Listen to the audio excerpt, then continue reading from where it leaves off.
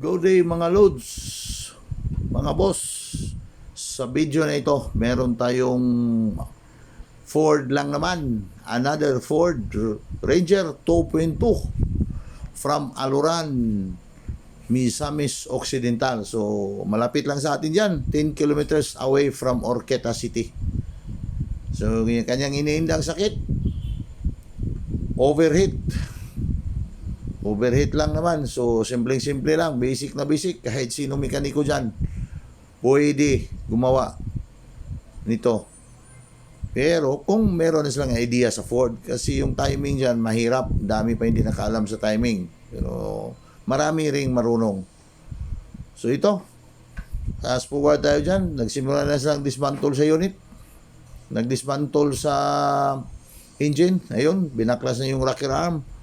So, ito, overheat lang. Pero, ayun o, yun ang block. Sinama natin yan, pinapa-replace kasi sobrang overheat yan. So, naninigurado yung mga Nakmar boys dyan, headed by Mats Mechanic. Pati yung block, pina-reface. So, hindi lang cylinder head. So, yung pina-reface natin dyan, cylinder head at saka yung block mismo.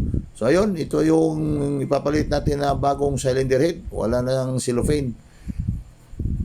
So ito parang passport na balik na nila, tapos na ni-refresh yung dalawang item, dalawang unit, dalawang parts, yung cylinder head at saka yung block mismo. So ito yung timing niya, pinapakita namin.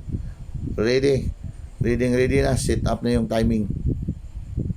So yung mga Nakmar boys dyan, dahan-dahan ang pinabalik yung inasimbol na pabalik yung makina. So ingat-ingatang mabuti yan. Mahirap tayo magkamali dyan. Pagkamali kayo sa timing, umaandar pero iba yung tunog. Minsan pag malayo talaga sa timing, hindi talaga aandar. So ayun, parang nakaandar na. Sa pagdun dito, makinig tayo.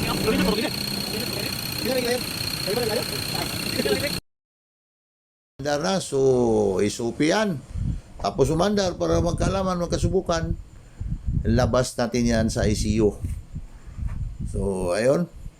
Nilalabas na. Papalabas na. Nilalabas na sa mga Nakmar boys headed by Mats Mechanic. So, alam na natin anong gawin dyan.